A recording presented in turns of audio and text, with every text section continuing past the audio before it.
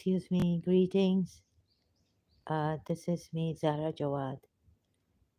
Just seeing if I'm going to have some connection problems here again. Um, so I'm going to take you to the Shia book al-Kafi. And I had doubts where my doubts came from many years back when I was reading al-Kafi. Some of the things, the way it was said by the Imams or something. Now, I've done my research on Sunni Islam and the rest of it, but the only thing was this Shia Islam holding me back. Even now, as I'm shocked, and in this shock, I'm doing this. Maybe some people will not appreciate it, and I'm not even properly prepared for it. I haven't put all the hadiths together from Al Kafi. Uh, I don't mean to also spread any hatred any more than there is for the Shias, against the Shias, and no takfiri thing or anything like this. My purpose is to find the truth, seek the truth in the most peaceful ways possible. Um, you see, I might get angry, uh, but and even my righteous anger, uh, you know, could come out. This does not mean that this religion, I'm targeting the Shias, my Shias. So hopefully, I hope everyone here it's clear too. Only me, who will come later. I'm just kidding. So just checking as usual. The sound, is it coming? Just checking as usual. Yeah, it's trying to find a mic, a good one, uh, but in my budget, couldn't find one. Sharing this on my Facebook profile. Uh, some of you, we are just lay people. Like some of you may not appreciate this.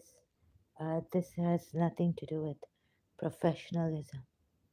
This is just you and me finding the truth that this brilliant, greatest religion ever came and reintroduced by Prophet Muhammad after Hazrat Ibrahim. And we are told the idol worshippers gave him problems, lots, and communicated him for 2 years in the cave or something. His wife was there, the first wife, Khadija bint Khuwailid, and his uncle, perhaps Abu Talib, Imam Ali's father. And they had to go through a lot.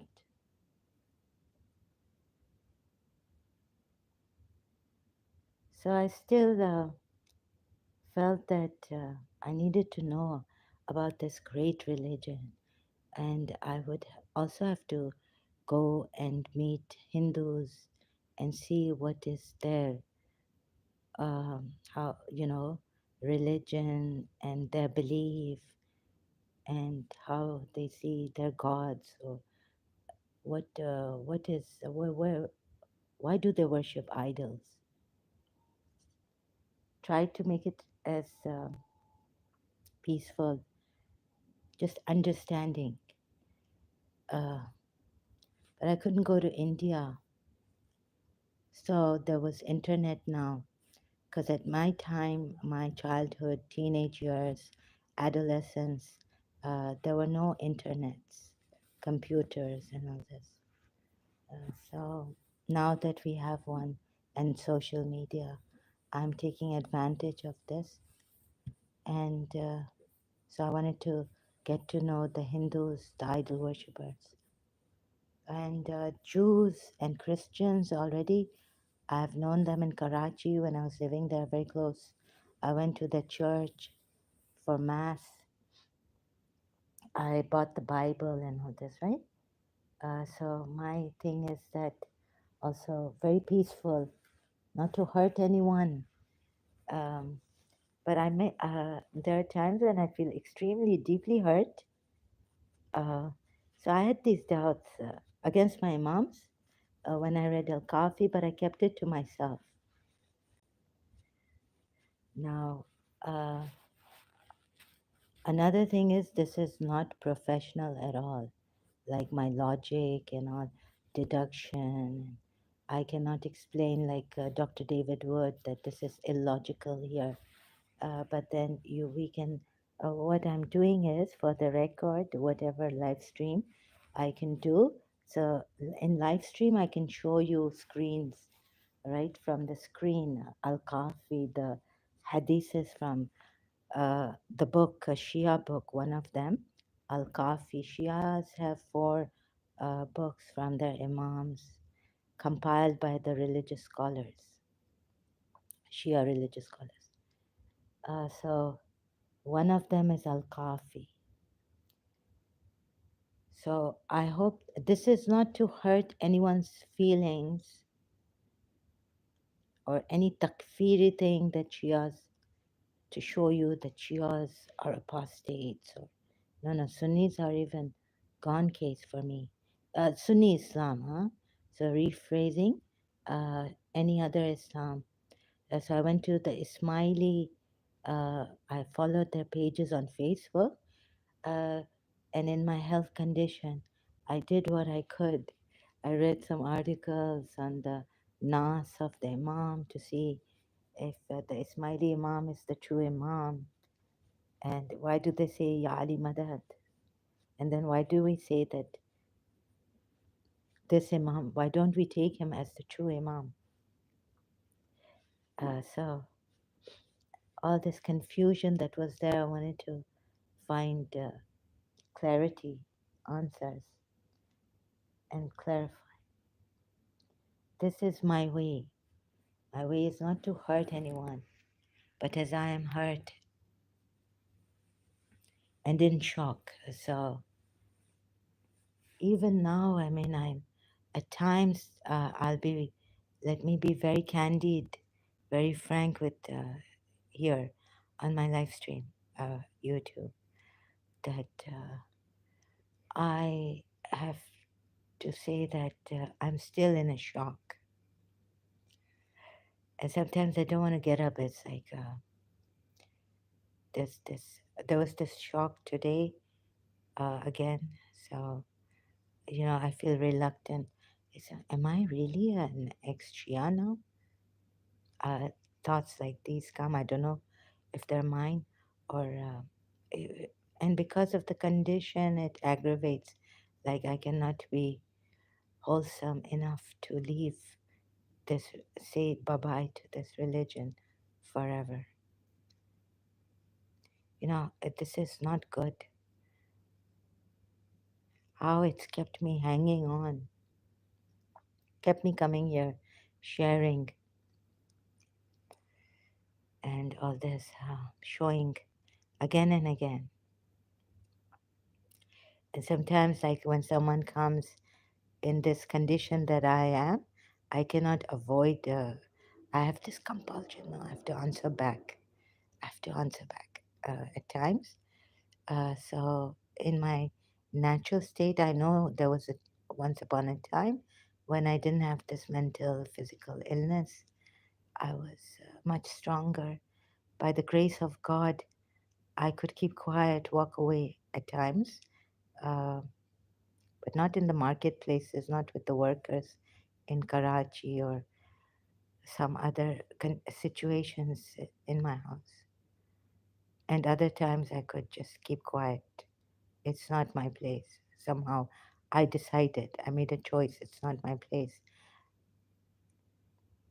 And when I kept quiet, it was the best feeling ever, not to answer back.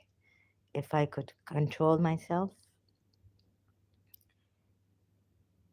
and that was the best thing ever. So the world may do you harm, misguide you, tell you lies, deceive you. So I could cheat myself, but not another. Some of my things I told myself, my principles, some of them I didn't come up 100% and I failed. But I pray to God that I do not cheat others, misguiding people in the name of guidance, in the name of God. So, as a Shia, it was very, very important that they built that uh, upbringing, knowing that you cannot lie against Allah, against what you don't know about Allah, you must not say. What you don't know about your religion, you must not say, even though Sunni Muslim can come and ask, and not ask, but state things against us, where I'm not a alima, I was not an alima, a religious scholar. That time I would just keep quiet. So, not my place to say anything.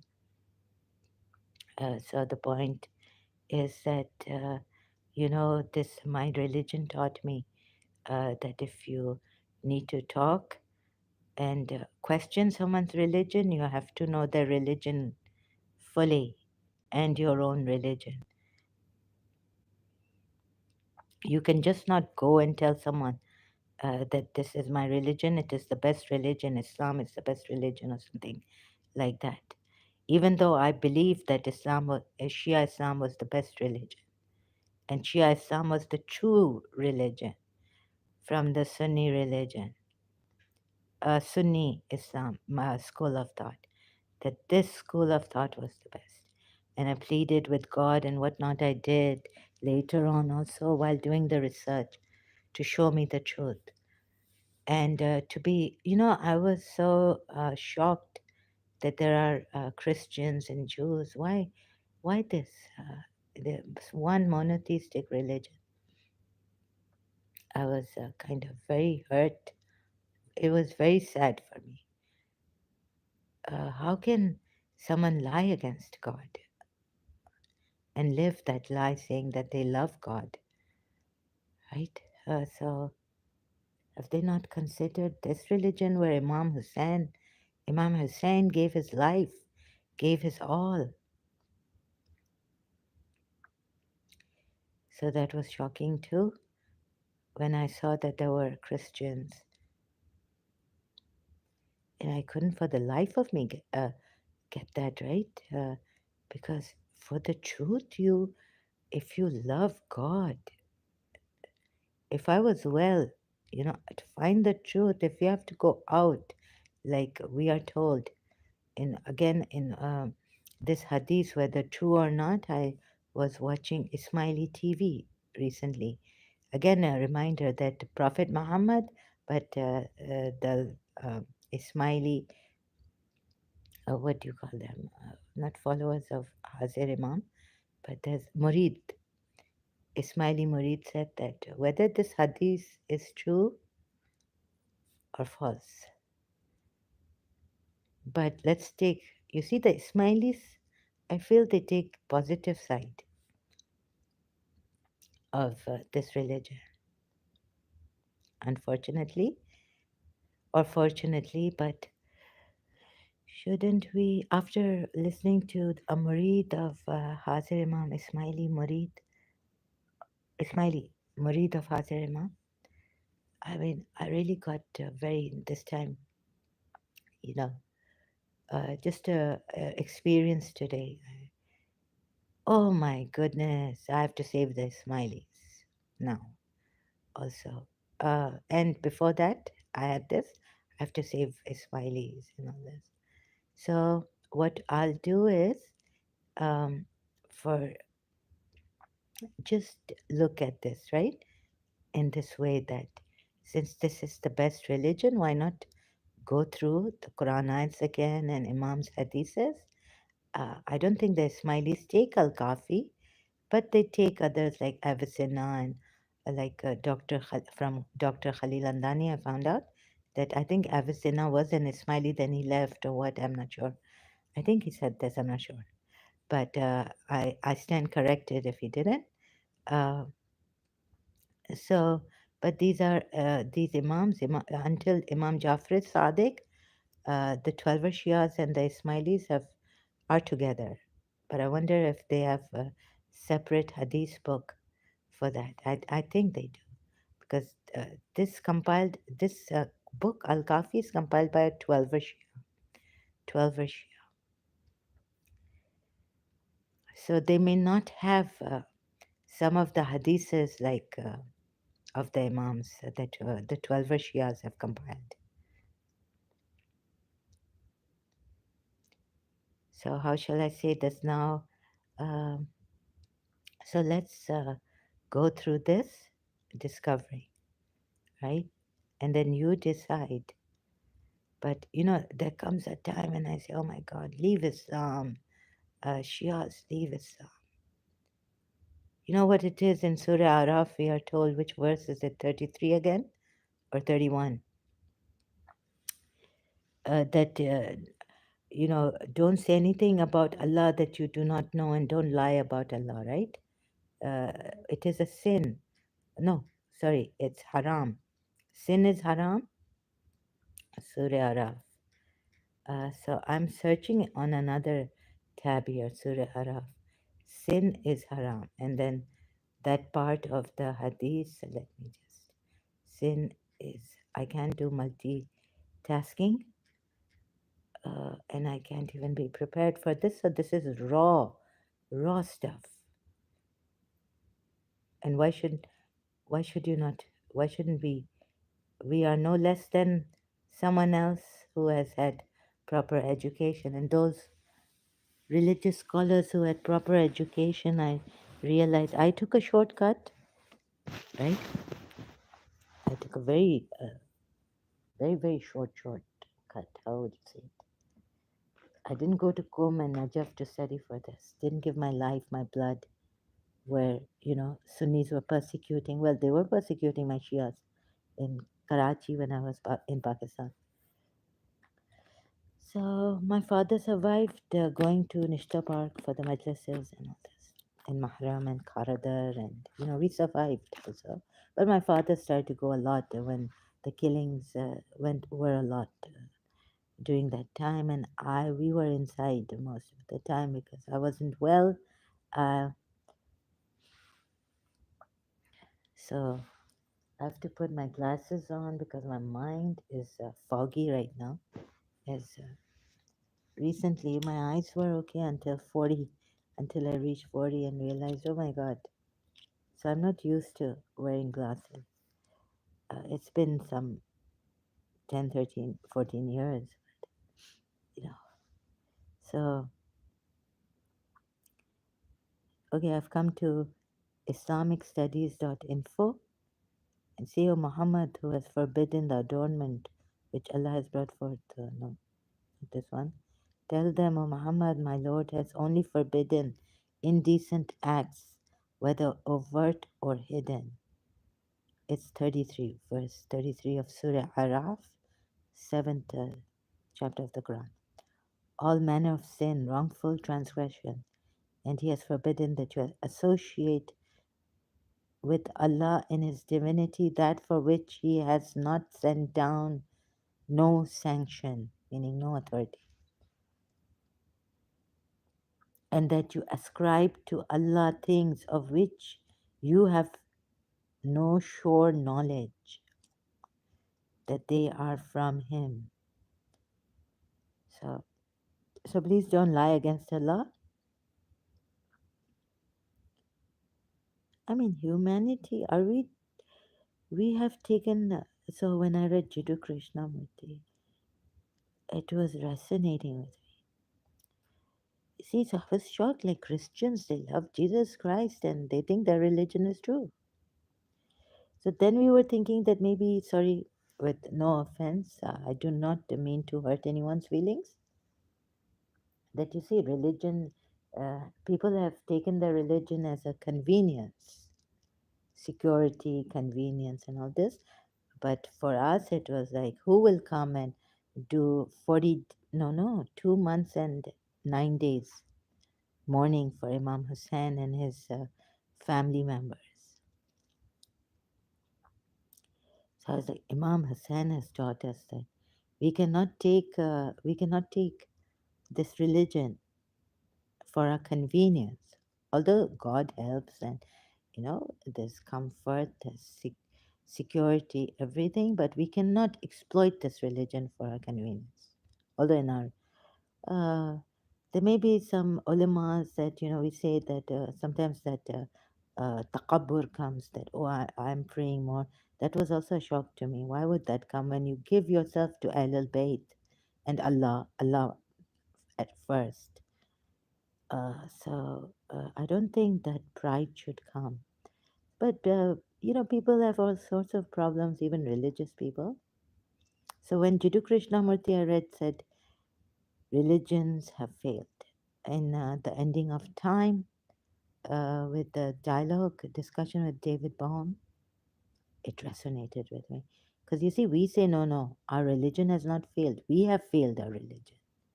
Religion can never fail. There was Imam Zain al Abidin, and pain can never lie. Imam Zain al Abidin. So you cannot believe the amount of shock I've had, the deep pain I feel, the deep shock I'm in when I realized that pain, we were told. I just recently was listening to Allama Rashid Tarabi's Majlis, you know, about human rights. Uh, I couldn't anymore go on listening. So maybe now even you will not believe me.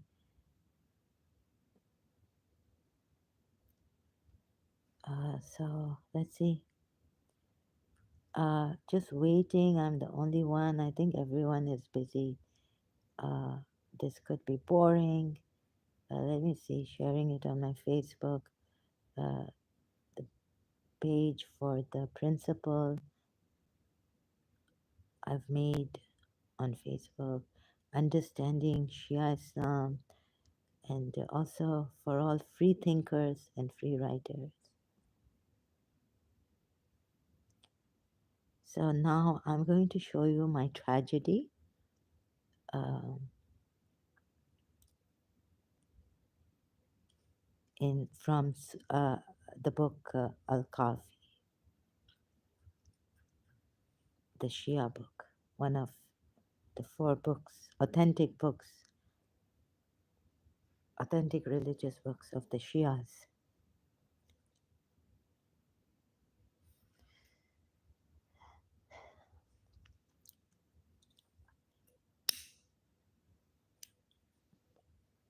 So embrace yourselves. So remember that Sunni Islam does not stand a chance for me. Uh, I have to. So okay, either I get very angry or very sad or break down. The words of Allah, the majestic, glorious. Let me see which. So I'm going to search like this, go up and down like this, right?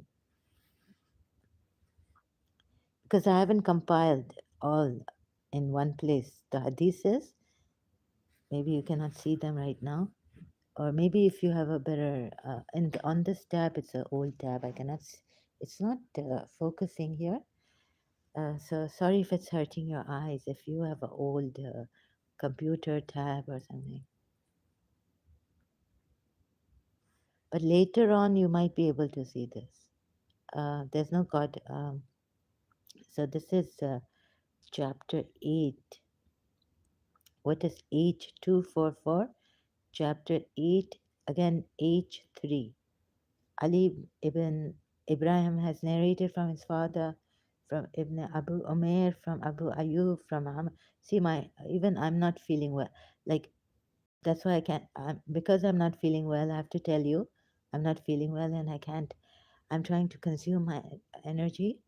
So please, I will not be saying the names of the chain of narrators, but Imam Abba Abdullah, who has said the following. Now, he could be Imam Jafar Sadiq. O Muhammad, people rationalize everything. They even speak about Allah's self. So, aren't we told in the Quran to rationalize, to use our mind? My father used to say, Akal istemal karo, to use your mind. They even speak about Allah's self. When you hear such discourses, say to them, there is no God but Allah, the One, and no one is similar to Him. Another hadith. Chain of narrations given Ubaidah, Ziyad ibn Isa. Okay. This is from Imam Abu Ja'far now. Maybe Muhammad the Baqir? Yes. Our fifth Imam. It is the father of Ja'far. The first son's name is always mentioned, referring to the father. I mean, the Imam as such, right? The person in Arabic who has, in Arab culture, who has said the following: O Ziyad, beware of debates because they create doubts, invalidate one's good deeds, and turn one into a complete wreck.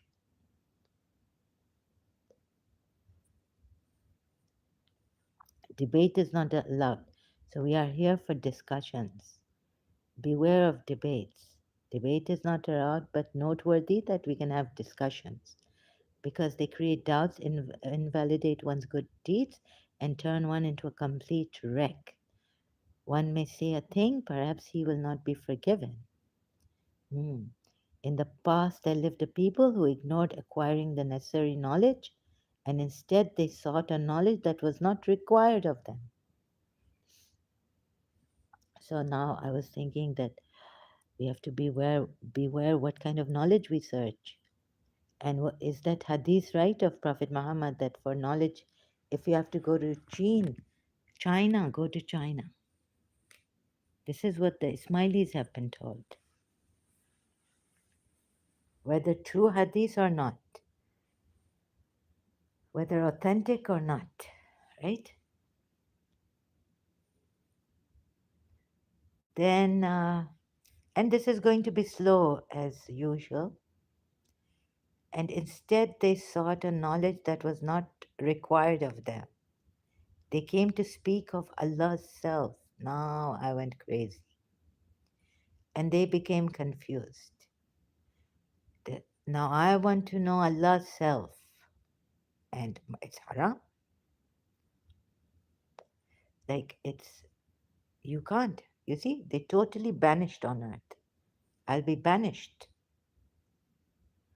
I'll be effaced from the face of this earth.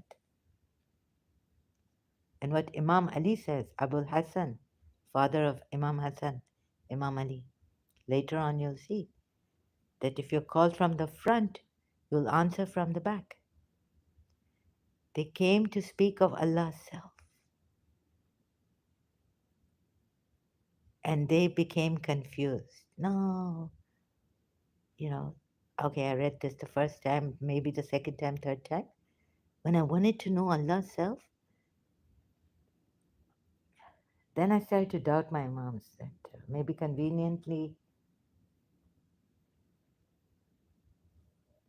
So my doubts came up later on. I had al-Kafi this. I've read this long time ago in my teenage years, late teenage years.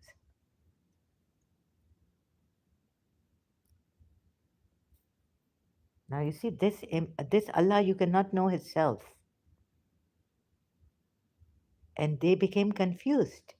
Their extreme perplexity was such that if called from the front, here it goes, they would reply to the back, and to the front if called from the back. In another hadith, it reads, they totally banished on earth. So this is also not only by Imam Ali, but Imam Abu Ja'far, meaning Muhammad Bakr, our fifth Imam, 12 Shias. Another hadith,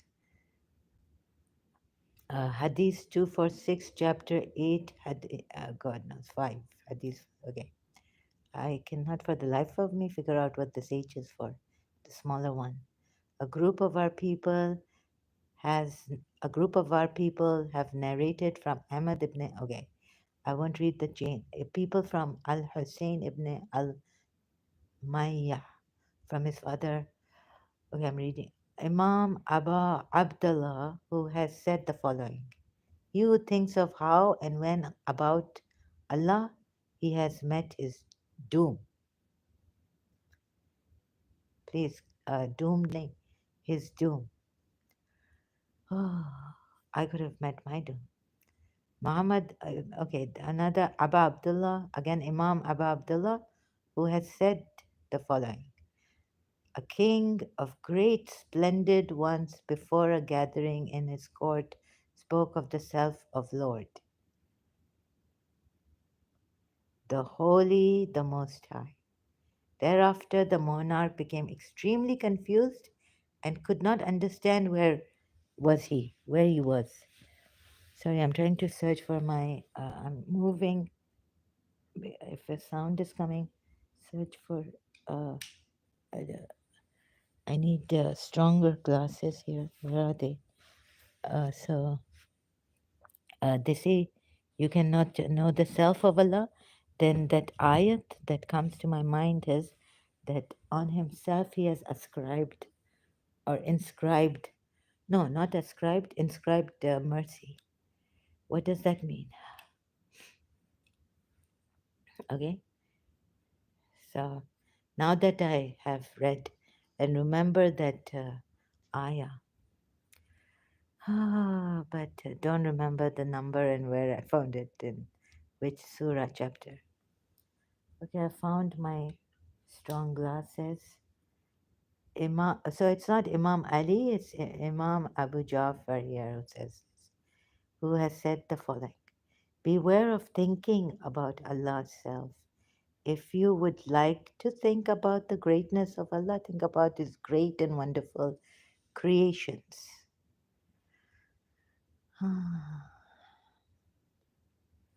We can think of Allah's self, the essence of Allah. I think what Mullah Sadra has written, essence of Allah. So, O son of Adam, okay, now who's that? Again, Imam Abu Abdullah, O son of Adam, if a bird were to feed upon your heart, it would not satisfy its hunger. Only the eye of a needle, if placed over your eye, would totally cover your vision with such insignificant means of perception. How would you comprehend Allah's vast dominion over the earth and the heavens? And if you think you can do so, there is the sun, one of the creatures of Allah. If your eyes can see the sun fully, you then may think that you are right. So eyes cannot see the sun fully. Okay, Abu Abdullah again, Imam, who has said the following: a Jew named Sabut came to the Prophet and said, O Messenger of Allah, I have come to ask about your Lord. If you will answer my question, it will be fine. Otherwise, I will go back. The Prophet replied, ask whatever you like. He asked, where is your Lord? The Prophet replied, he is everywhere, but he is not confined in any limited space. He's everywhere. Okay. He asked, how is he? The Prophet replied, how can I describe my Lord? by means of conditions that are created. Allah cannot be described by His creation. Allah cannot be described by His creation. So remember this, that He's everywhere and not confined to any limited space when we talk philosophically, and logically about this later on. The Jew asked further, what is the proof that you are the messenger of Allah? Allah. So the Imam said, now this got to me really. Maybe when I read this, my heart was, my mind couldn't understand. At this point, nothing remained around him, the Jew. The stones and all other things, but that they spoke in clear Arabic language. O Sabot, he, Muhammad is the messenger of Allah.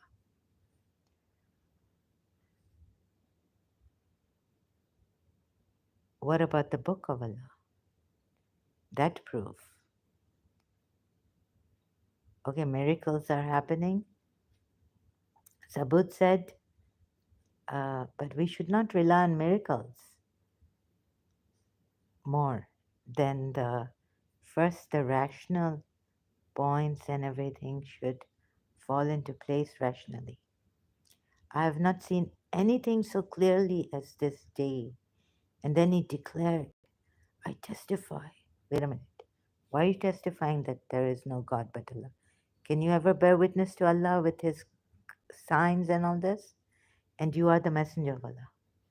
Only by His signs and the book He has sent down.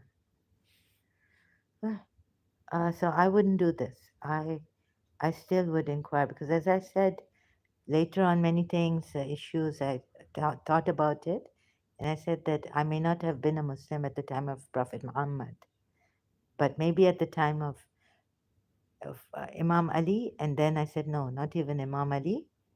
When I read Najul Balagha, too many fights and all this happening, conflicts. Imam Hussein, not even Imam Hassan. So then a chain of narrations. I asked Imam Abu Ja'far, father of Ja'far, about certain attributes of Allah. The Imam raised his hand towards the heavens and said, high is the Almighty, high is the Almighty. One who pursues beyond this is doomed. So I still was going crazy. I wanted to know who God was.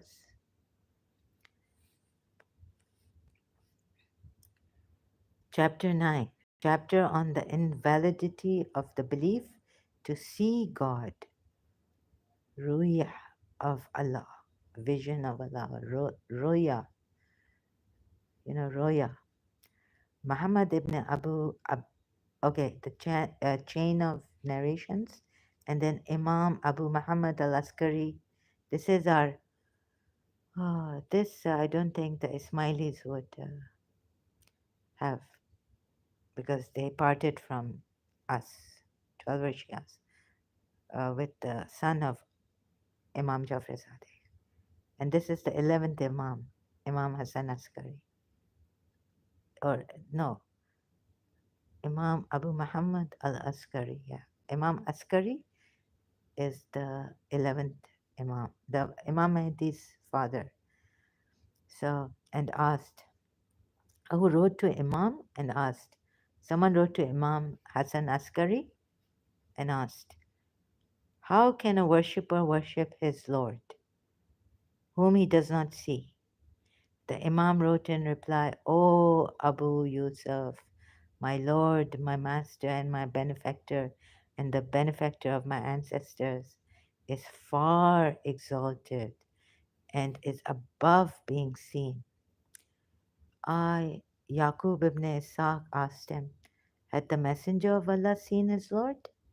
The Imam replied in writing and signed, Allah, the Most Holy, the Most High, showed his Prophet in his heart the light of his greatness as much as he liked. Light of his greatness. We don't know what it actually is. Where's that light of God? Another hadith, so I sought permission from the Imam, audience was granted. He asked the Imam what is lawful and what is unlawful and the rules. Which Imam is this? Because I think this is a very important. Imam Hassan al-Rida, Abul Hassan al-Rida. This is, I think, Imam Ali. It's not Imam Rida. Anyways, maybe it is Imam Rida. I sought permission. I have to look at the chain. You know, you have to check the chain of narrations and then find out who this Imam is. Because it has the title of Imam Raza, Imam Rida in Arabic, Imam Raza in Irani Farsi. I sought permission from the Imam, and an audience was granted. He asked the Imam about what is lawful and unlawful and the rules in Islamic laws. His question came to oneness of Allah, God. Abu Qurra said, we, the narrators of Hadith, narrate that Allah the Almighty has divided His being seen, al ruhya, and His al kalam, speech, between the two prophets. He gave Moses, the opportunity to hear his speech, and Muhammad the opportunity to see him. Imam Abul Hassan said, okay, the Shia say alayhi salatu or alayhi salam. I would say, some Shia say alayhi salatu was salam, Imam Hassan, Abul Hassan. I think he's Imam Ali. Said, but I stand corrected if he's not. Who conveyed the message from Allah to the two heavy communities, mankind and the jinn, that says the eyes cannot comprehend him. Surah 6, verse 103. They cannot limit him through their knowledge. Surah 20 of the Quran, verse 110. So Imam is explaining the Quran verses. There is nothing similar to him. Surah 42, verse 11.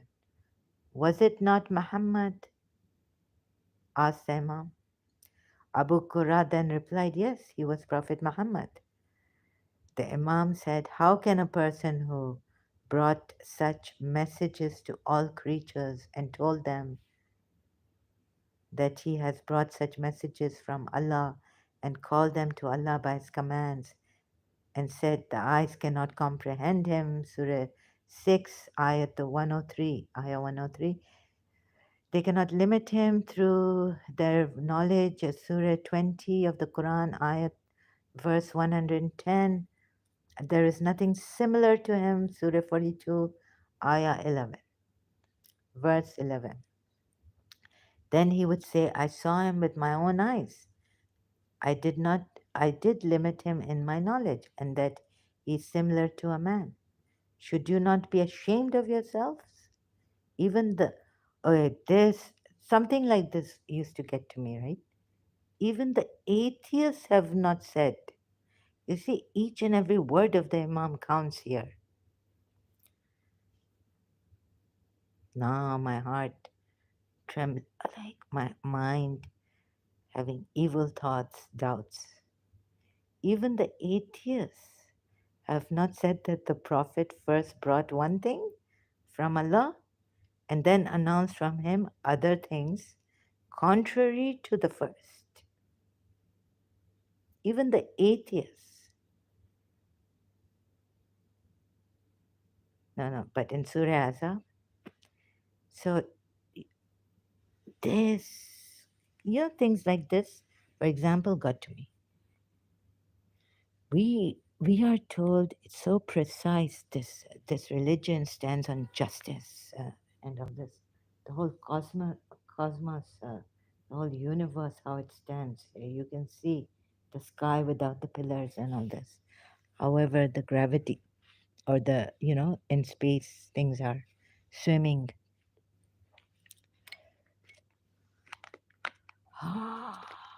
So this shocking thing like that, this, then what shall I do? How can an imam say something like this, which is very not true? It's general. No, not all atheists, and not, I don't even know one atheist who would say that or would believe in Prophet Muhammad. Even the atheists have not said that the Prophet first brought one thing from Allah, like he practiced one thing. But I tell you, even I saw that he practiced the pagan Arab adoption, son adoption, and then as Allah said no, and then announced from him other things contrary to the first. But he practiced it, not only announced it. Surah Ahzab, we are told. And that then we are told he made an unintentional mistake. And do not hearken to the hypocrites. Then, if these wives are hypocrites, then why do you take an oath to please them, please the hypocrites? Even if they are Ummul Mumineen, there's a verse that says you will get double punishment if you do something wrong, go into lewdness and all this.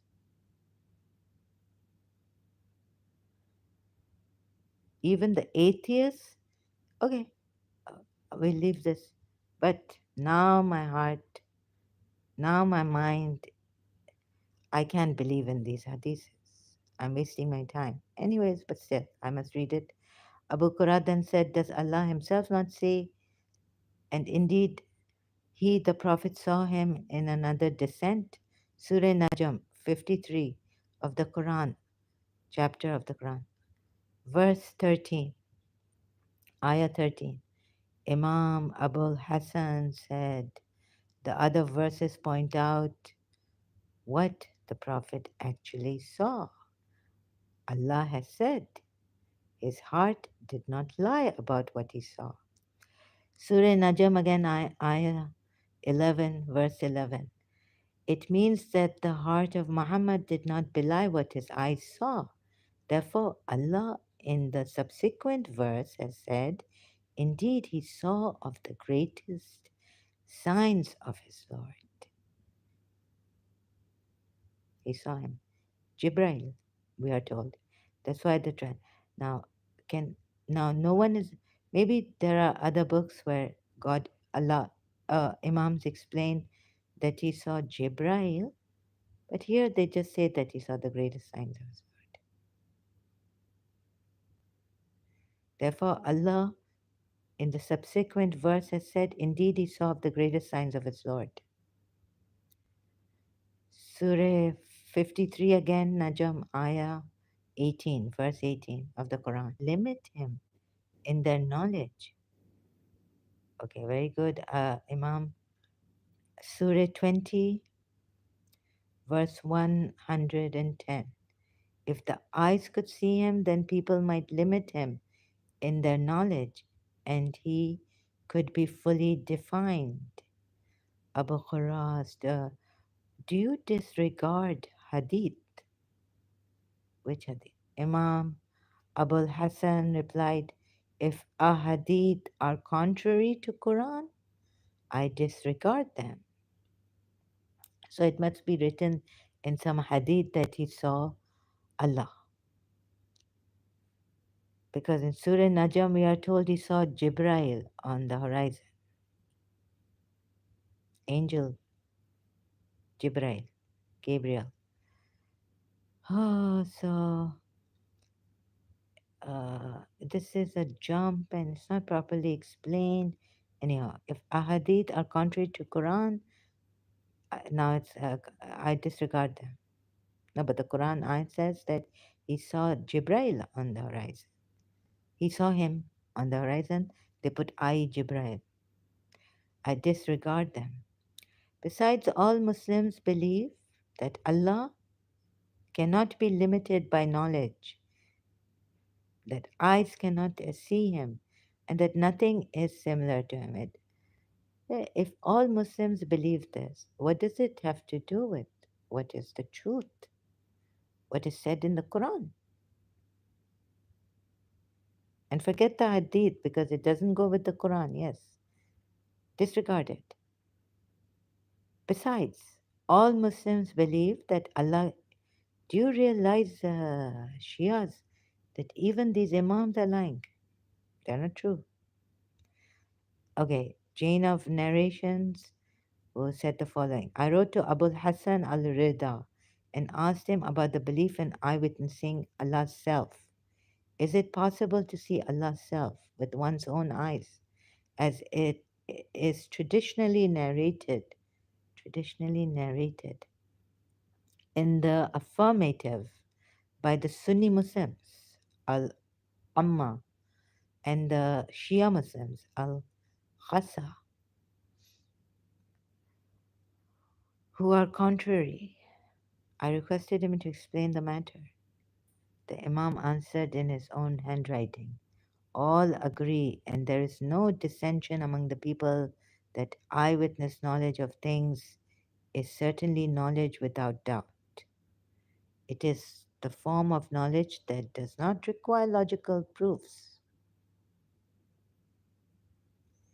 If it is true that seeing Allah's self with the eyes is possible, then it becomes a necessity to acknowledge that Allah becomes entirely known and defined through eyewitness process, right? Now, can eyewitness knowledge of Allah's self be considered faith or not? You mean to say that we have to blindly follow God without seeing Him, and that we need eyes to see Him? So, what philosopher, come out of me, please, in the name of Allah. You see this, logic. Huh? Now, even this hadith is putting doubts in my mind against my imams. Dagmaga, like I'm feeling. Now, can eyewitness knowledge of Allah's self be considered faith? This is no reason. Because you see what Hazrat Ibrahim was, the verse in the Quran that Hazrat Ibrahim was shown the glory and all this of Allah. Okay, it was not shown Allah, but then why doesn't Imam put it this way?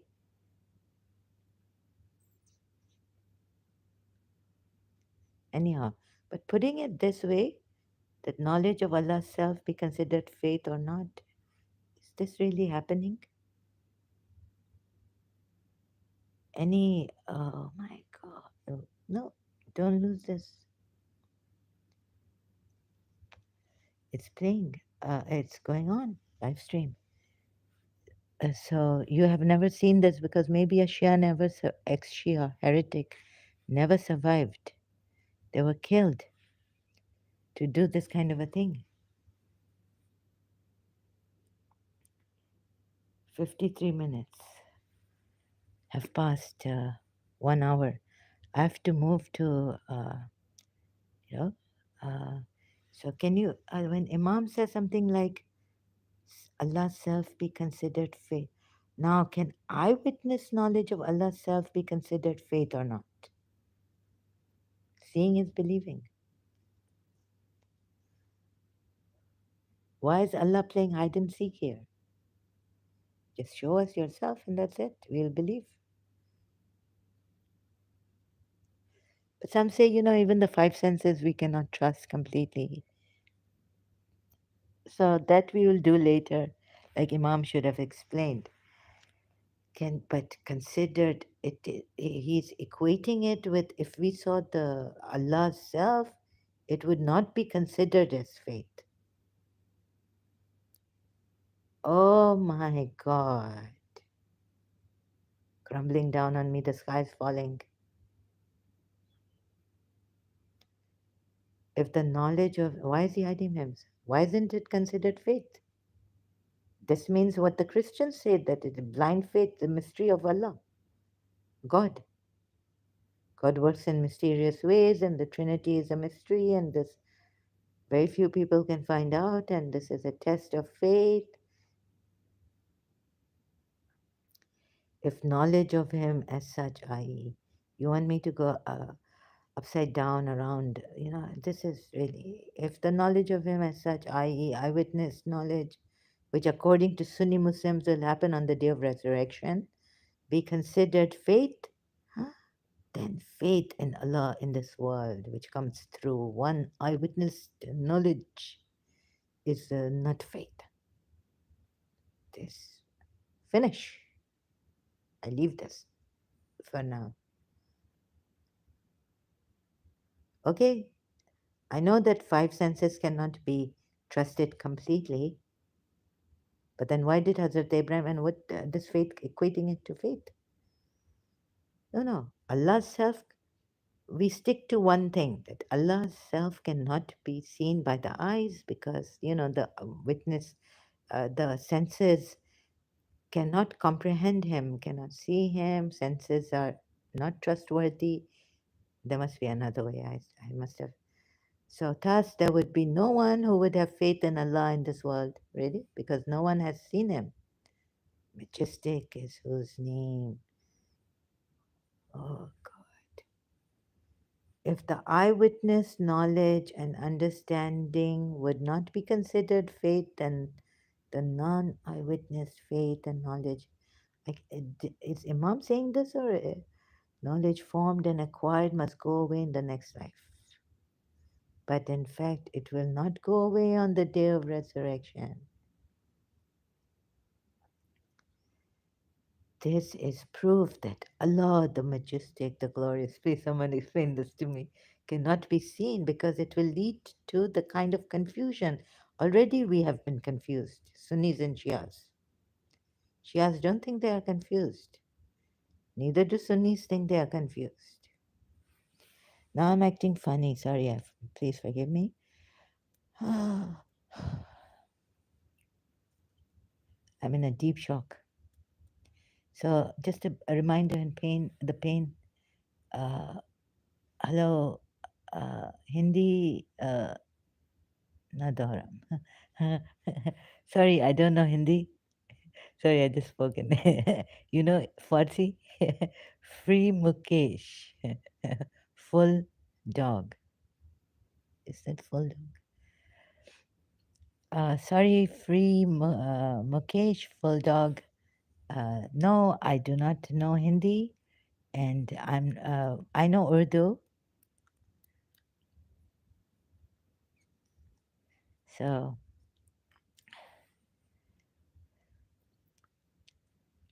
what? This is especially if you are welcome, but this is for to open the opening for the Shias to leave Islam. Okay, having some pain, and is this a shock or something? That now I'm having breathing problems. It's a kind of it's that what time has he? I cannot see. Maybe I did not answer you on time. Sorry. I'm not looking at the. I was looking at the hadiths, Shia hadiths, Imams, eyewitnessing Allah's self. So you see, logically, space. Oh, Abu Jafar, who do you worship? The Imam replied, I worship Allah the Most High. He then asked, have you seen him? The Imam then said, eyes cannot see him in an eyewitnessing process. Okay, but the hearts can see him through the reality of faith. Reality of faith. Very, very important here. What is the reality of faith? Allah cannot be known by analogy or physical sense, and He is not similar to people. He is mentioned in the verse of Revelation. Verse of Revelation, Iqra. He is known from the signs. That's terrible. He does not, but you know why it is terrible? Scientific, philosophically, logically, rationally, please tell me. What did Imam Hussain say? That if I go hither and thither after your signs, I will miss you.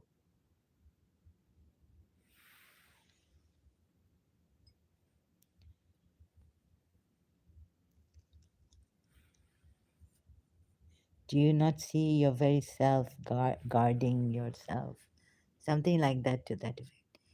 He does not do injustice to his judgments. Okay, that has nothing to do with not seeing him. Thus is Allah, besides him there is no Allah. Thus is Allah, besides him there is no Allah. Thus is Allah, besides him there is no Allah. The narrator has said, the man then left the Imam saying, Allah knows best to who should he entrust his message to mankind.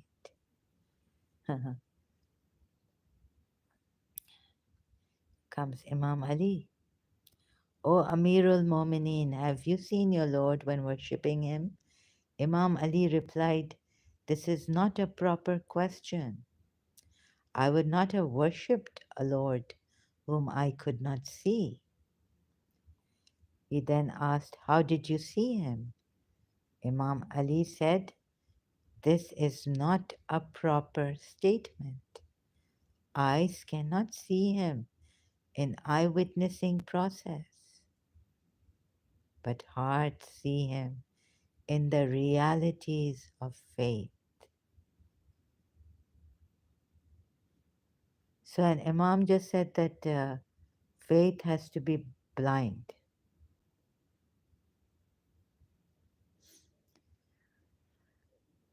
No, no. That Allah, because faith depends on, so uh, uh, not seeing Allah.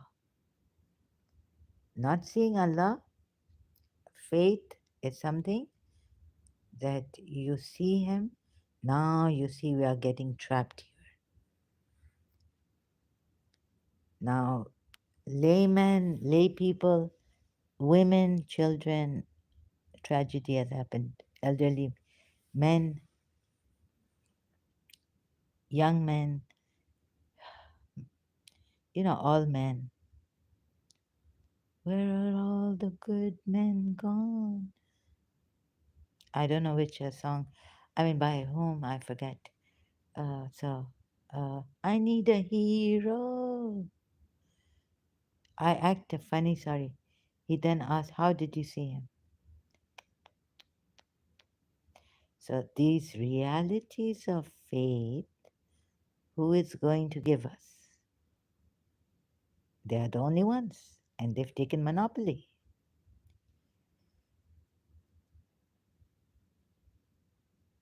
of this.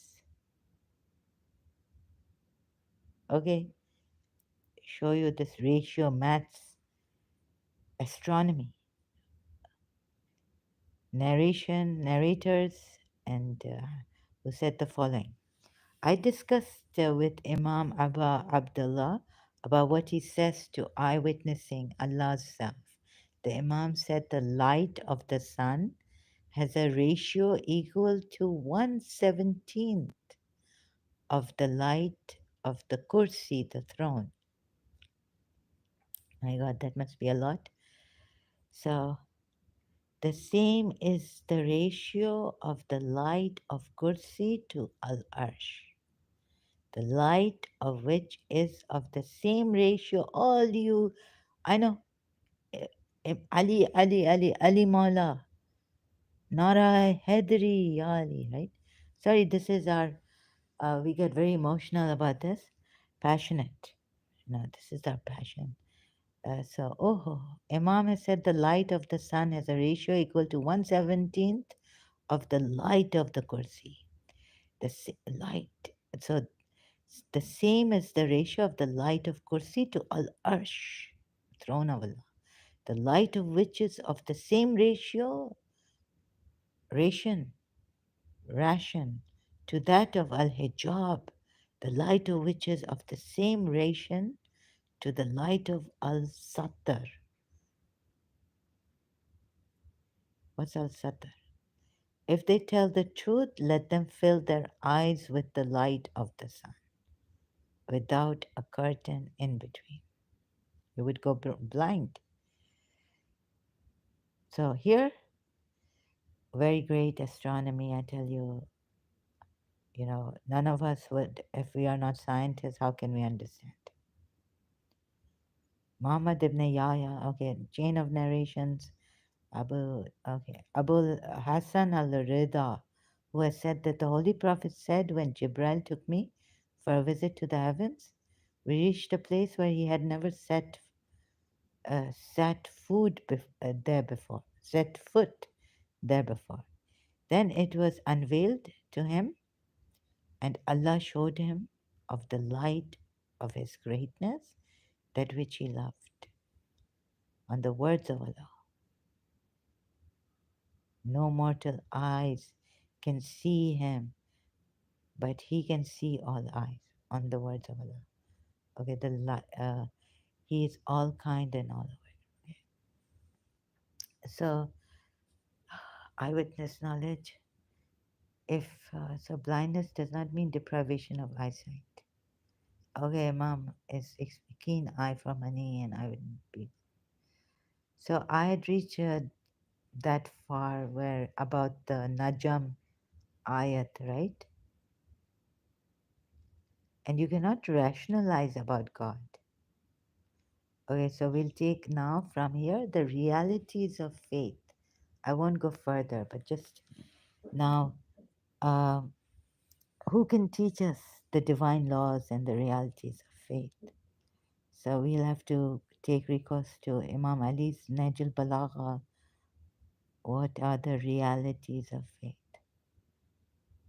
But before I even, do you not think that we should first examine if Prophet Muhammad is a true prophet, that his book is true, that whatever has been revealed to his heart is true? And since he saw Jibril, but I feel it's such a jump that we cannot do anything. But now, okay, so still the Imams, I'm not satisfied with the answers here, some of the answers here.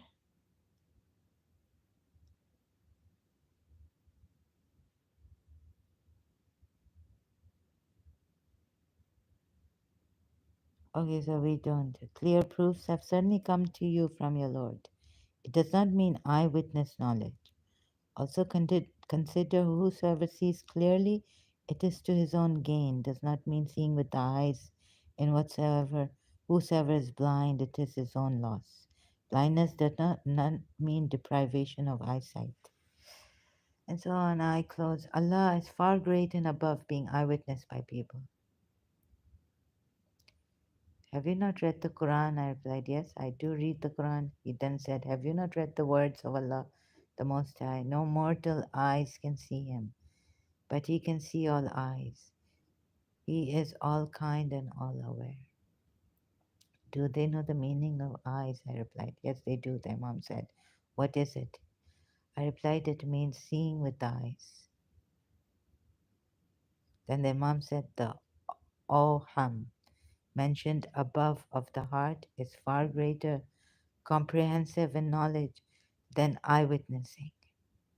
It is not able to comprehend him, but he comprehends all things. It is not able to comprehend him. Even so, the Oham of the heart is far greater, comprehensive in knowledge than eyewitnessing. But what Imam means is that even this Oham, which is far greater than the eyewitnessing, uh, it is not able to comprehend him, meaning God. And he comprehends all things. So we can never see God. Even the heart cannot really comprehend.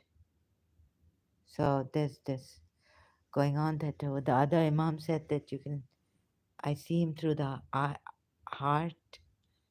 That's as far as we can see him. The Imam can see him. No mortal eyes can see him, but he can see all eyes.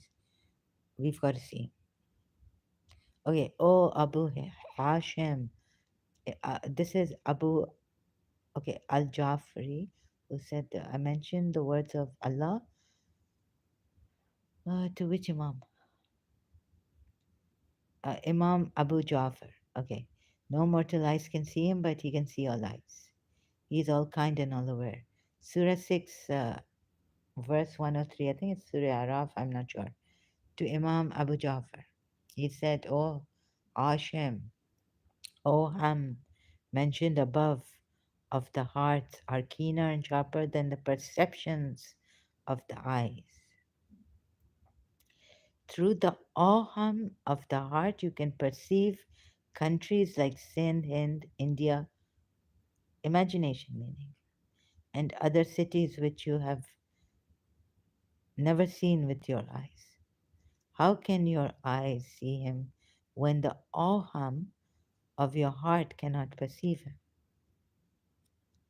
See, even the aham of your heart cannot perceive him. Now I go more crazy. And you see, okay, by the sense, now this one, very good. Another one comes in. So even the aham of your heart cannot see him, then how does Imam Ali or Abu Ja'far say, Imam Abu Ja'far, Abu Abdullah say that I see him through the heart? Ali ibn, okay, narration following. Things can be perceived. So people from Hisham ibn al-Hakam who has said the following. I think people from some of his people narrated. I think Ibn Hisham ibn al-Hakam was a disciple of our Imams, Ashab, Sahaba. Things can be perceived by two means, by the senses and by the heart, intellect. The mind is not the intellect, the heart is the intellect. Perceptions of the senses of three kinds: perception in the form of penetration, perception in the form of touching, and perception without penetration or touch. Perception by means of sound, smells, and tastes are formed through penetration. Perception through touching comes from the knowledge of shapes such as rectangular or triangular, etc., and also softness, hardness, heat, and cold. Perception without touch or penetration is that of sight, which is capable of perceiving things without touching or penetration, directly or indirectly. Perception through sight needs a path and medium. Its path is air and its medium is the light. If the path is continuous between the viewer and the object, and the medium then seeing takes place, and the medium, then seeing takes place, such as colors and persons. If light falls on something without a path, it will return reflecting what is behind the observed. Like an observer looking into a mirror, light does not penetrate into the mirror because it finds no path. So every one of you will get up Shias, Nara Hedri Ali. But please hold your horses. So it returns reflecting what lies behind the observed. Lies behind the observed. It is similar to looking into the clear water returns light that reflects what is at the rear. This happens because there is no path for the penetration of light. Intellect dominates the air. It perceives all that is in the air and forms his wahm, intuitive form of perception. Wahm is not good, having wahm. So, anyways, viswasa. Okay, wahm is intuitive. This is good, intuitive perception, form of perception. If the heart will not find anything in the air, it comes back and reflects what is in the air. A person of reason should not force his heart against what is not in the air of the issue of the oneness of Allah, the majestic, the glorious. Otherwise, it will form his wahm, intuitive form of perception of what is there in the air, as mentioned above the eyewitnessing, about the eyewitnessing, as mentioned about the eyewitnessing. Allah the Most High is far and above similarities with the creatures. Okay, so we will now take a break from the I really want to see God. I really want to know God. Chapter on prohibition and attributing. I'm not going there. I'll stop at chapter 10 now. So,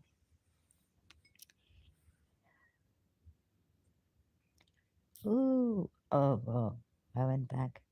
So this is al-Kafi.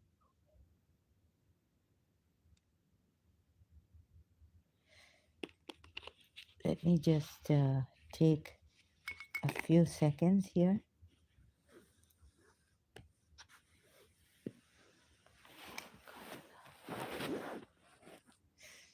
Uh,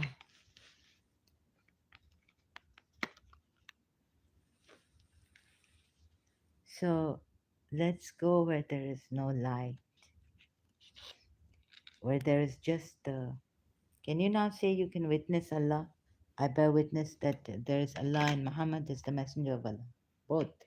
But I must not jump to like messenger of Allah first. Can you bear witness now? Can Muslims bear witness that there is Allah with faith, with their faith? What happens? What has happened to Sunni Muslims and what has happened to Shia Muslims?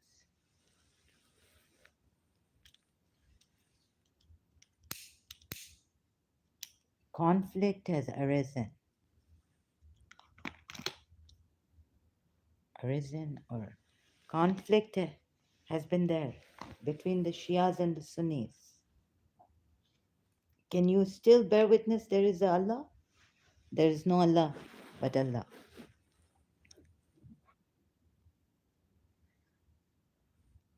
With your faith, without seeing Him. Even the hearts cannot perceive Him. Even the intellect cannot perceive Him. So, who's the observer behind all this when there's no light? But there's this observer, no light to reflect and, come back and reap whatever. It's all that scientific thing of how the light, comes back, and so the eye can see the object, all these objects. So if you close your eyes, and what is waham and imagination, like you can, in your, if you, let's say you haven't even gone to London, and you're, how would you know that London, how it looks like in your mind? Because a memory has to come of the city London that you've been there, you've been to. Maybe in your maybe you have a dream, vision. So I got really now. I'm trying to explain what Imams through the Hadith is trying to sort that puzzle out, which is very puzzling, really. I'm not joking. I may sound funny, or but it's very terrible, terrible indeed.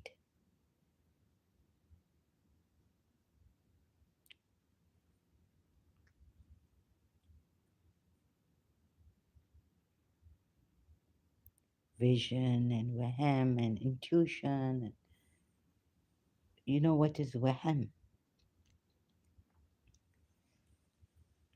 So just see how. Do you see that you must be confused? Some of you Shias who are lay people, laymen, you are not so this thing about science or things like that.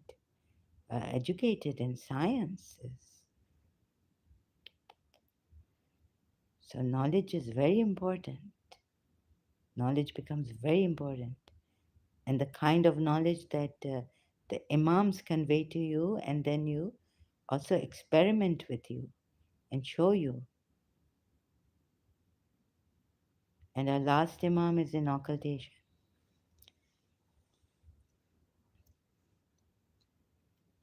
They should experiment these things with you.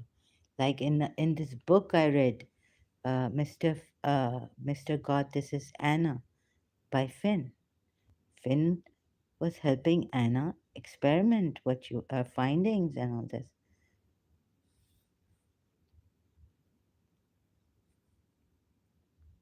One experiment was that this dot, it is us. Simplify, simplify. And on the other side is God.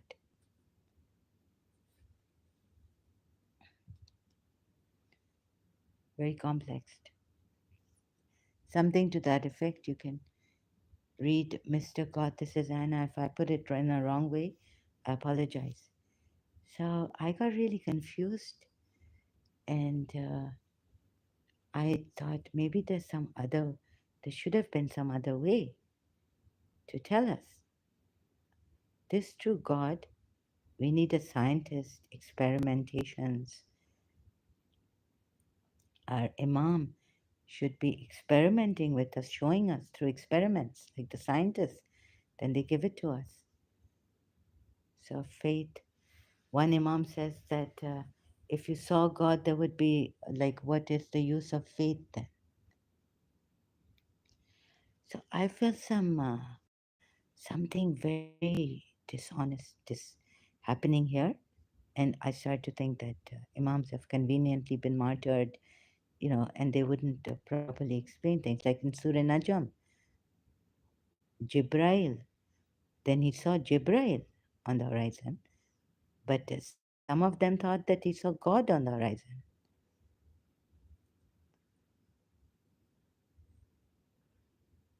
Who knew the hadith traditions? Very dodgy. So,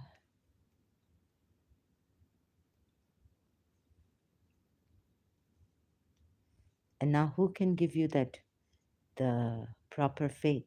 Only the Imams and Prophet Muhammad. You cannot. And where is the proof of Prophet Muhammad? Don't say you're going to Imam Hussein for the proof, because he's proven that how grand, how great Islam is, how true Islam is. No, no, we're going here to Prophet Muhammad's time. And please go through Mobila verse again, that the similarity of Jesus is that of Adam. He created him out of nothing, made him of dust. So that is that's just not right to compare. He's a miraculous God. He can do. He is able create or manifest. So here again, you see, uh, the another explanation, another way, that why did he give Mary a son who was without a husband, right? Some people he gave miracles, some he didn't. And to compare, you can go through the Christian and Islam. You can go to Sam Shamoun. He's very hard, but you must for knowledge. I've left him. Or you can go to David Wood about, well, he's left YouTube, but you can go to his website and see the arguments about this Eid Mobila. It's in Ali Imran, I think, chapter, that the likeness of Jesus is like that of Adam. It just doesn't uh, stand to my logic. Like there should be more to it than that.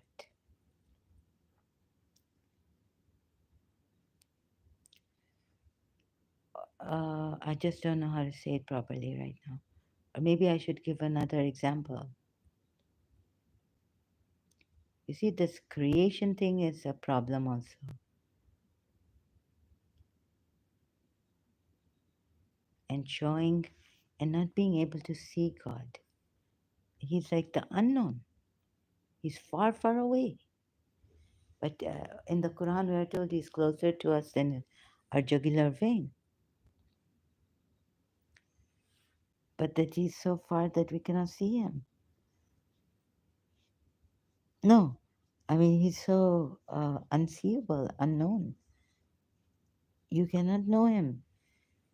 This means you can not even know him, but through the signs that point to him, we can. This is signs that point to him. So you know how I became like, okay, the tree gardener, the tree is there. That's the creator has to be there because the tree needs a gardener, like the seed also. So the gardener or some seed just fell in the soil, and okay, we need all the process of having a tree. Can't see him. So now my logic and all this. Last time I spoke about refinement from crude oil. So it's just a wrong way of taking it. Sorry, very raw way. Maybe I should consult a philosopher, and we can logically find this. That how manifestation is better than creation. Because creation, when I even recently I was revived, my knowledge of my Shia Islam, Allah, who is beyond anything. And so, at least this much we believe that he is the Ismailis, Dr. Khalil Andani's video I've seen on YouTube, that Allah is the creator, and that the Ismailis say, I wonder if the 12 Shias also believe in this, that he created the first intellect. But the Ismailis explain it better, I think, than the. I'll have to look at the Mullah Sadra again. Anyways, I got Dr. Khalil Andani, not Khalil Gibran. But that must be close enough. Maybe we need to look at, but I can't. Maybe if I can find another Shia book and go through the hadiths, but I think I've had enough. But, anyways, I'll have to push it. So I get a little bit sick. I just know in somewhere inside that this is a false religion, and the whole thing about Allah being the creator has made it very, very difficult and brought about a conflict. One says this, another says this. The Baha'is say that. The Sunni Muslims say that. Salafis say, Wahhabis say this. Shias, 12 Shias say that. But very close to Ismaili.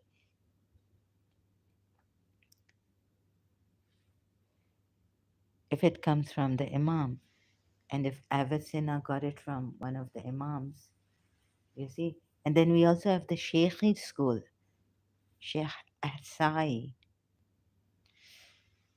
And Mullah Sadra says the essence of God, existence. And so I got caught up in this. And the only thing that now I can come up with is that, and I was going through again Jiddu Krishnamurti. So what he was saying is that we have reached this far rationally, logically, right? And there, with the dialogue about the ending of time, we've taken a wrong turn and how it should have been, but it isn't, where human beings have taken a wrong turn. So I found out that, the whole thing has to be rational. And something I cannot pinpoint at right now because I'm not a professional logician or a philosopher. I'll have to also brush up on that, like, read philosophical books and on deduction, induction, and all these things. Uh, as I recently have seen another video, but I couldn't carry on Dr. Khalil Andani's video on YouTube. It's for 1 or 2 hours. But when I talk, also like uh, it must be you can take breaks. It's a lot.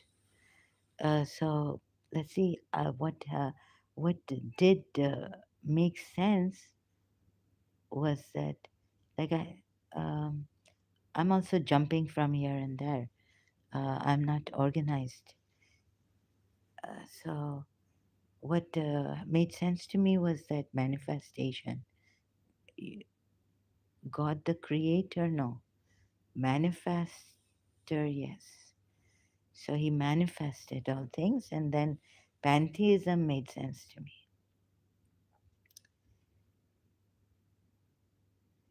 So these are just not signs of Allah, but this is the divine creation, divine manifestation of Allah.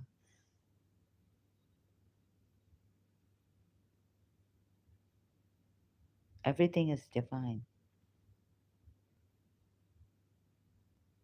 And manifestation, somehow I can't find logically, point by point, step by step to show you in words that I don't have right now. So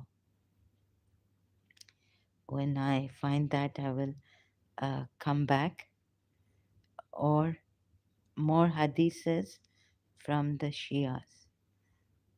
This again, this is purely for the sake of searching the truth, not takfiri, you know, one Muslim calling another Muslim apostate,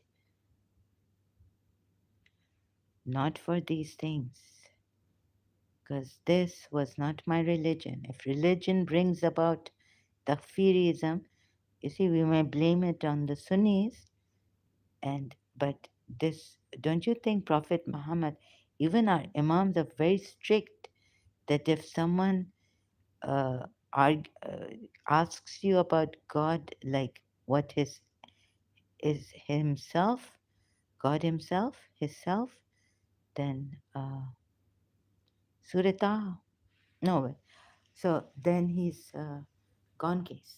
He's doomed. So who taught us the strictness? The like, you'll be doomed. We are trying to save you. Okay, sorry. This is like I'm just drama, just showing you acting. So strict, and then the Sunni Muslims are more. They're even like completely strict about. But you know what I mean? Like shirk nahi karo. They've misunderstood. We think the Shias. This strictness comes from Prophet Muhammad.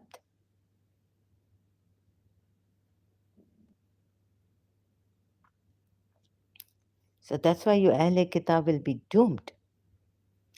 And that ayat of Surah Nisa, verse 47. Now that Prophet has come, and whither are you turning to? You come here.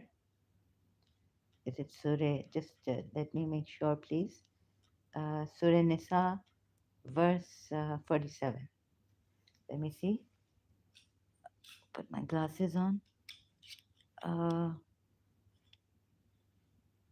O you who were given the book, believe in what we have revealed, confirming your own scriptures. Okay, so you'll say Muhammad was in the scriptures, the comforter, paracletus, or whatever, sorry, however you may pronounce that, comforter. Believe in what we have revealed, confirming your own scriptures. Before we wipe out your faces, this is just very violent, doomed. So you see how this Quran ayat has scared us and them. And the Sunnis are also scared. Shirk is unforgivable. So why are you calling on Ya Ali Madad and all this? You know what Ya Ali Madad means? Oh Ali, help us. And not Ya Allah Madad. Oh, you who were given the scripture, believe in what we have sent down to Prophet Muhammad, that is, meaning in brackets, close brackets, confirming that which is with you before we obliterate faces and turn them towards their backs or curse them as we curse the Sabbath breakers, it says. Footnote. Why does it say Sabbath? Oh, God. See, I think it's Surah 7, verse 163 to 166. The companions of the Sabbath. It means here, like in the Quran, but, anyways, it says Sabbath breakers, and ever is the matter decreed of Allah accomplished, and ever is the matter, i.e., decree, okay, i.e., decrees in brackets, close brackets, of Allah accomplished. You see how they've scared us. You have to believe in this Prophet. Ahle Kitab also, Jews and Christians, curses and all this.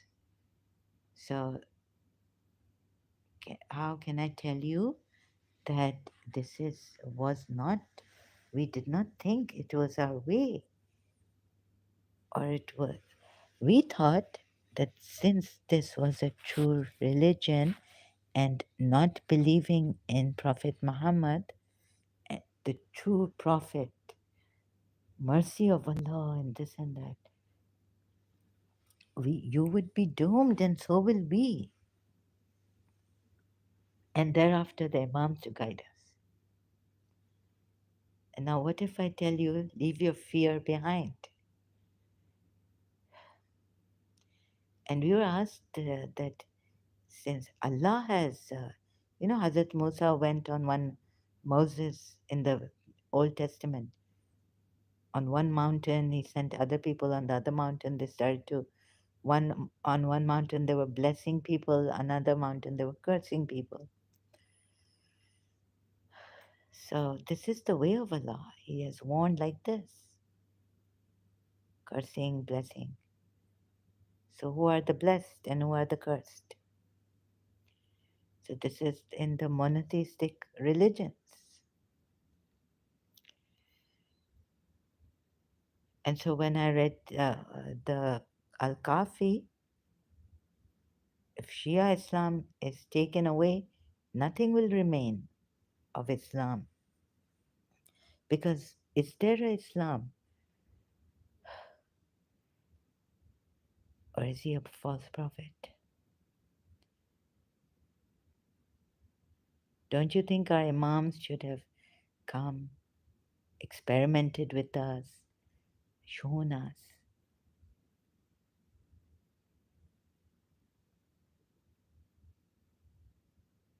So let's see.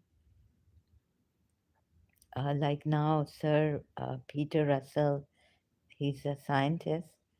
Yeah, so he tells us what is this light, speed of light. It goes to zero. He tries to, explain to us. It's very coherent. But the Imam sayings and the Quran, some of the verses are found incoherent, absurd.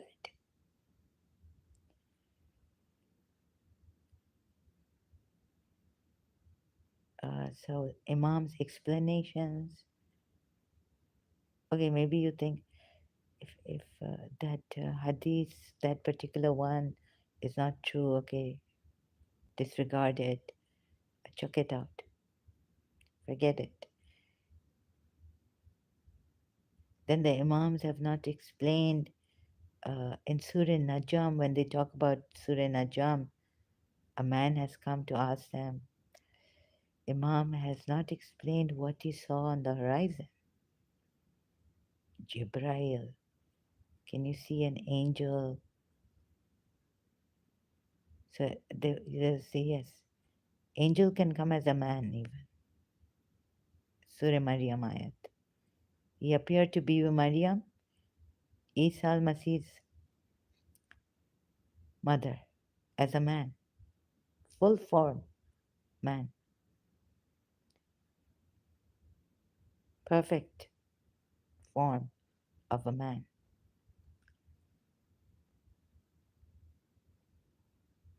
Can they tell us how this angel, can you ask more, like push it? Uh, how does an angel become a man? Hmm? Taking the shape of a man. Jinns can take the shape of a man. Animals, they are the unseen. We can't see them. It's Shaitan and his army. We cannot see them from where they can see us. How unfair is that? They are also subtle beings and they can take form of men, a form of animals, form of God knows who, right? Angel. Okay, I don't know if in the Quran it says that jinns can take a form, but let's be very safe and sound about this. Surah Maryam, can't remember which ayat, but Jibril, the angel, came in the form of a man to Maryam to give her the news of a son, and he blew into her. Surah Tahrim, we are told, I think, last, maybe some other. So, like that, right? But he came as a, okay, he came. Important point is that when a subtle energy form, like an angel, can take a form of a man and appear, make it apparent. He's, you see,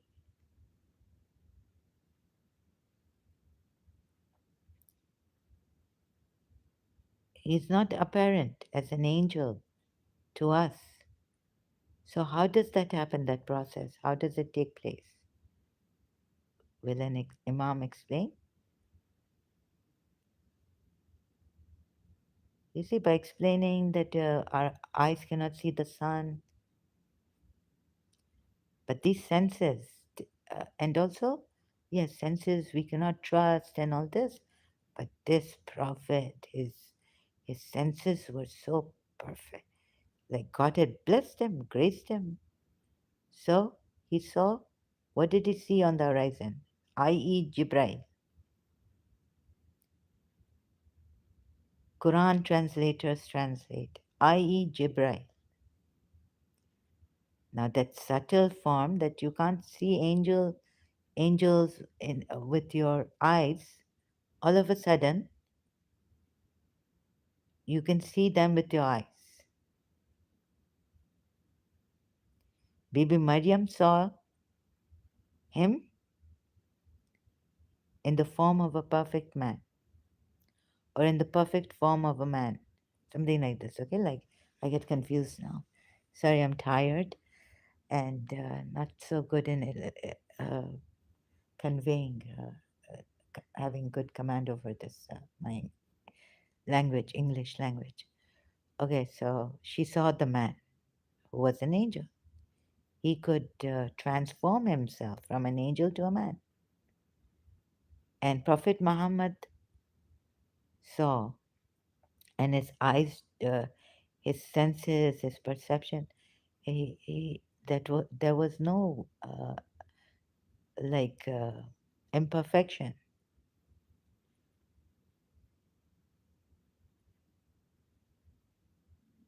Now, those subtle things that you can't see with the eyes suddenly make themselves apparent to us.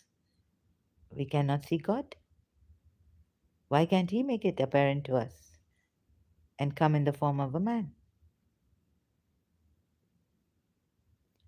So all this red, of this not being able to see the sun, and it's subtle, and it's beyond. And if you give knowledge, if you define him, then it's not him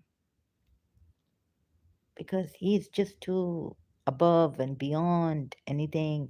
He's up above. you're pointing up, an imam was pointing up. Like Dr. Khalil Andani said, Jake was pointing up. It's like the imam in the 12 Shia books, al-Kafi. He's above anything. So, no, he cannot show us himself. He cannot even come in human form. Angels are coming in human form. Prophet Muhammad can see the greatest signs of Allah, the low tree and the Sidratul Mumtahana, or God knows what, right? In Surah Najm. And he's seen angel, he's seen him. Now who's the him? Muslims? Who's the him? Who's going to translate the Quran to you properly and interpret and tell you who's the him? Jibreel? The low tree is the greatest sign of Allah. You can't see the low tree. Okay, you say, Zara, we cannot see planets with the, you need a telescope, you need a microscope, and this and that. But when an angel wants to show themselves to a pure being, he comes and he shows himself. Why can't God do the same thing?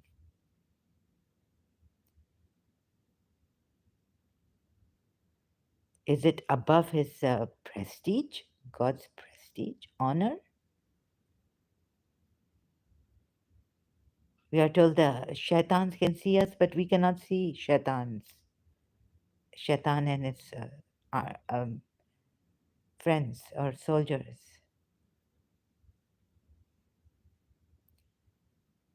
Is that fair to us, human beings? No. Better God just so show himself, right?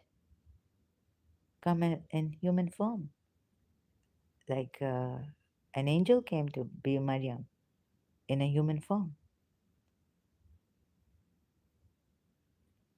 So all these things, you see, they remained quite disturbing doubts and all this inside of me, unanswered, unsatisfied by imams reading their hadiths, the explanations on all this, unsatisfied. So that's why now from here I leave you. So slowly, let's see where we reach. And this is for you, the truth. I don't need any reward from you. My reward, I don't know. Uh, may I, what reward? I hope I don't go after rewards, but humanity, human beings suffering, human beings being misguided for eons. I've heard, seeing Jesus of Nazareth, seeing Hazrat Musa's time movies, my heart wrenched.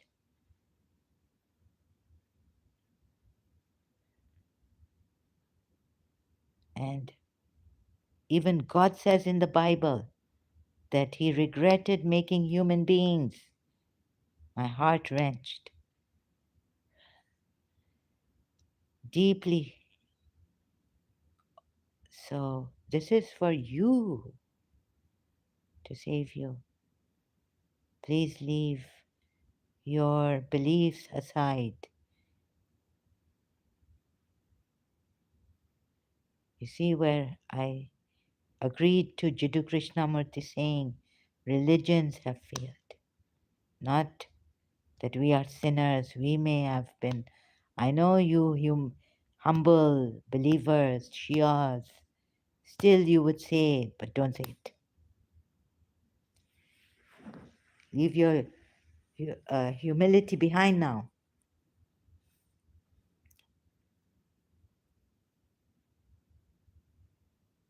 Anta Anna Salilo, Anta honorable, please. Oh Allah, I have sinned. And also, please forgive the Zara. She has sinned.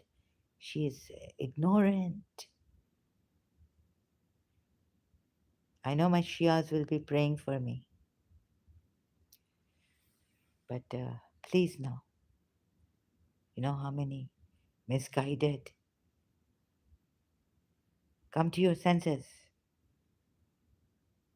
I mean, and if these senses were perfect, would you need Prophet Muhammad and all this?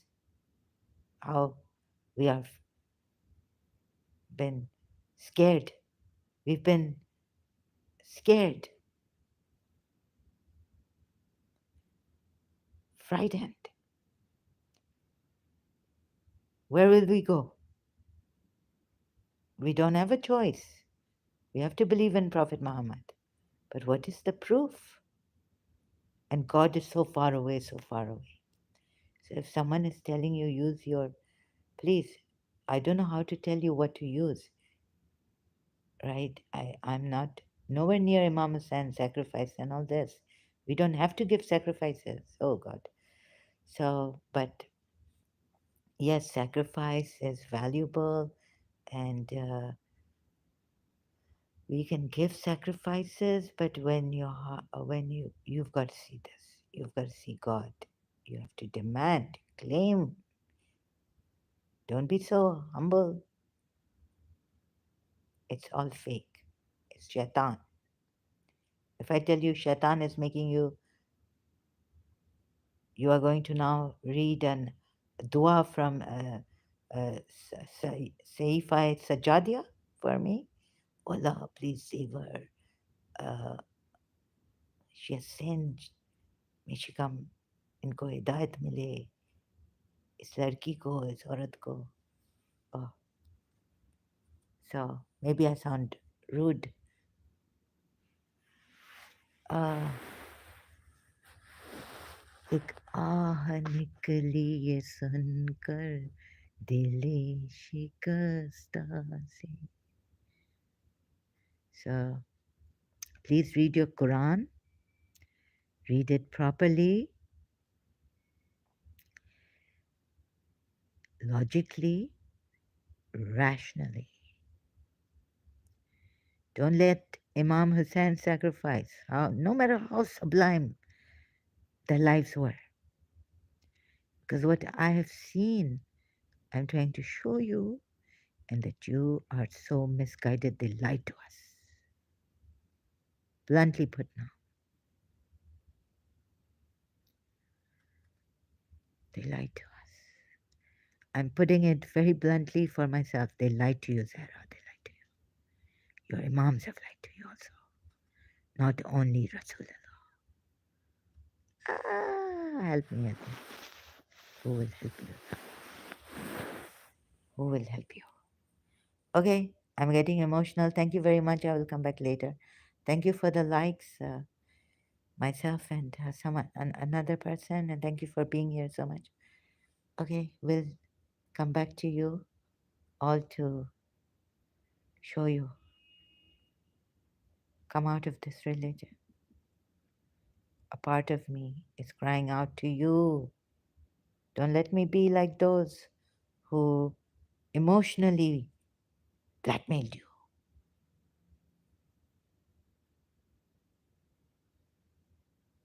Okay, I won't take the names of the imams who emotionally blackmailed you. So just like I'm emotional too. I'm a passionate person. Anyhow, well, what can I do? It has to be like this, my upbringing. So be in God's care, and may you see the truth, and may you see God.